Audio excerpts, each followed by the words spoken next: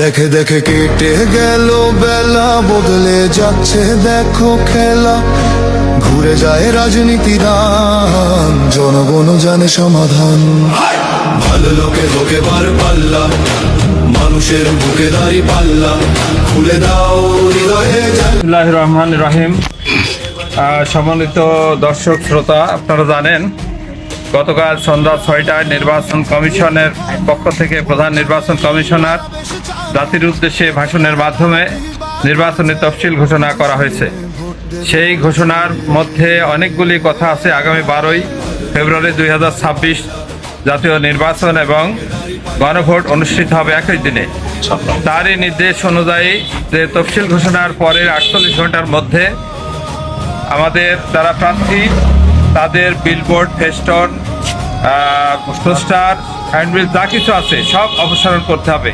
সেই নির্দেশনার প্রতি সম্মান দেখায়, আইনের প্রতি শ্রদ্ধাশীল হয়ে আমি নিজে আমার বিলবোর্ড এবং পোস্টার অপসারণের মাধ্যমে আমার সকল নেতাকর্মীদের প্রত্যেকটি এলাকায় আজ এবং কালকের মধ্যে যেন সকল লিফলেট, পোস্টার, হ্যান্ডবিল, ফেস্টন এবং বিলবোর্ড যা কিছু আছে সবই অপসারণ করার জন্য আপনাদের বিনীতভাবে অনুরোধ করছি।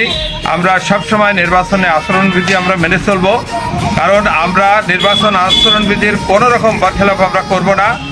যে যাই করুক আমরা আমাদের কাজ চালিয়ে যাব, নির্বাচন আচরণবিধি মেনেই আমরা চলব। আমাদের পোস্টার জনগণের অন্তরে গেঁথে গেছে, এই জন্য বিলবোর্ড, পোস্টার, ফেস্টন এগুলো আমাদের আসল বিষয় নয়।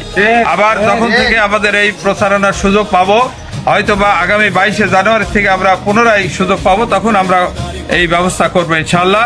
এই জন্য পরিশেষে আমার সকল নেতাকর্মীদের, ভেড়ামারা মিরপুরের সকল নেতাকর্মীদের আমি আহ্বান জানাই, অনুরোধ করব যে আজ এবং কালকের মধ্যে আপনাদের স্ব এলাকার সকল বিলবোর্ড, ফেস্টন, পোস্টার যা কিছু আছে সব অপসারণ করে ফেলবেন। ধন্যবাদ সবাইকে। আসসালামু আলাইকুম।